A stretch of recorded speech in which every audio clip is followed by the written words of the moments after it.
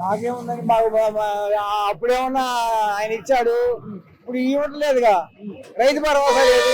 కొంతమంది పిల్లలు చదువుకునే పిల్లలు కొంతమంది పింఛన్ వచ్చింది, కొంతమందికి రాలేదు. మరి ఏం చేస్తారో తెలవట్లేదు. మరి ఇంటింటికి ముసలి బియ్యం ఇచ్చేవాడు, ఇంటింటికి బియ్యం ఇచ్చేవాడు రాజశేఖర రెడ్డి గారు. ఇప్పుడు నేను తీసేసాడు మొత్తం. కొంతమంది నిల్చొని హోదాగారు తీసుకోలేక అల్లాడిసి వస్తున్నారు.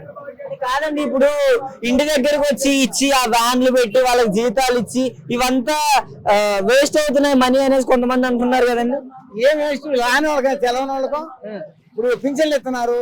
పింఛన్ తెల్లారెవరు ఇచ్చిపోయేవాళ్ళు ఇప్పుడు అక్కడ పోయి ఆఫీస్ కాడ పోయి తెచ్చుకోమంటున్నారు.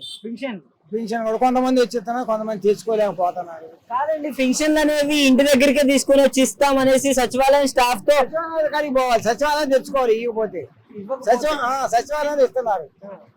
అంటే జగన్మోహన్ రెడ్డి గవర్నమెంట్ లో కూడా వాలంటీర్లు ఇలానే చేసే వల్ల వాళ్ళ ఇంటి దగ్గరికి తిప్పించుకునే వాళ్ళ ప్రజల్ని తిప్పించుకోవాలా. ఇంటికాడికి వచ్చి ఇచ్చిపోయేవాళ్ళు. ముసలమ్మని లెక్కొట్టి ఇచ్చిపోయేది.